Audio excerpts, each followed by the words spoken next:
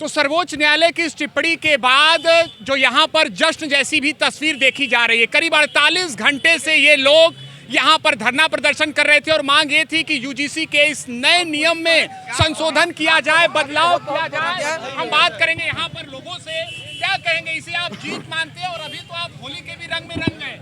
देखिए, होली उत्सव का पर्व है और आज हम लोग के लिए उत्सव का दिन है, आनंद का दिन है। हम लोग आनंद मना रहे हैं। उसका कारण यह है कि एक अंधेरी रात के बाद एक उजाला सवेरा आया है। 3 दिन और 2 रात हम लोगों ने यहाँ इस धरना स्थल पर बिताया है। हमारे सभी साथियों ने हमारा साथ दिया है और माननीय सुप्रीम कोर्ट ने इस बात को समझा।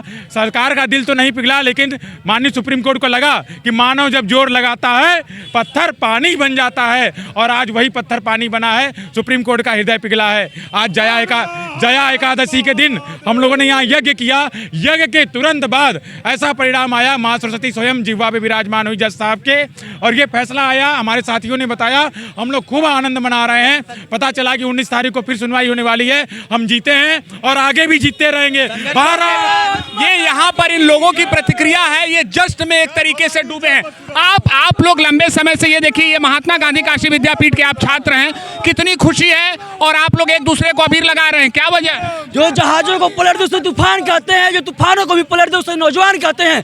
पिछले 3 दिनों से बनारस के सभी शिक्षण संस्थानों के छात्र सड़क पर आ चुके थे। ये खुशी इसलिए है कि विश्वविद्यालय और यूसीएट जो छात्रों को जाति में बांटने का प्रयास कर रहा था, छात्र एकता को जाति एकता में बदलने का प्रयास कर रहा था, वैसे एड को सुप्रीम कोर्ट ने रोक लगा दिया है। बताया कि छात्र एकता रहेगा। इसी खुशी का जश्न हम लोग होली में मना। समानता की भी बात हो रही थी। सभी छात्रों के हित की बात होनी चाहिए, चाहे वो किसी जाति का हो।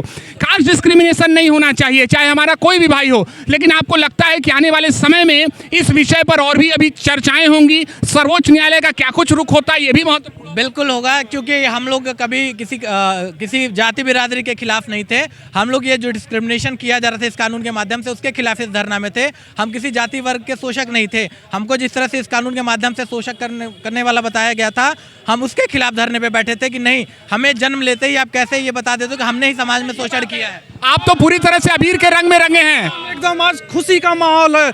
जिस ओर जवानी चलती है उस ओर क्या कहेंगे, सर्वोच्च न्यायालय का धन्यवाद दे रहे हैं? बहुत बहुत कोटि धन्यवाद देते हैं। देखिए, सर्वोच्च न्यायालय को पिछले कुछ दिनों से जो है सर्वोच्च न्यायालयों की कुछ छवि थी, जो विश्वास जो जनता का उठ गया था, लेकिन आज ये विश्वास कुछ वापस से आता हुआ दिख रहा है सर्वोच्च न्यायालय पे।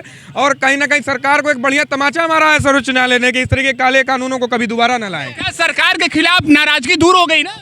सरकार के खिलाफ नाराजगी न कभी थी न कभी रहेगी। सरकार हमारे लिए वर्क करती है, लेकिन जब सरकार इस तरीके के कानून को लाएगी तब हम उसका विरोध करेंगे। देखिए, यहाँ पर जो लोग काफी लंबे समय से धरना प्रदर्शन कर रहे थे, अब वो अबीर गुलाल लगाते हुए भी नजर आ रहे हैं। तो निश्चित ही सर्वोच्च न्यायालय की इस टिप्पणी के बाद काशी में यूजीसी के इस विषय को लेकर जश्न जैसी भी तस्वीर सामने आ रही है।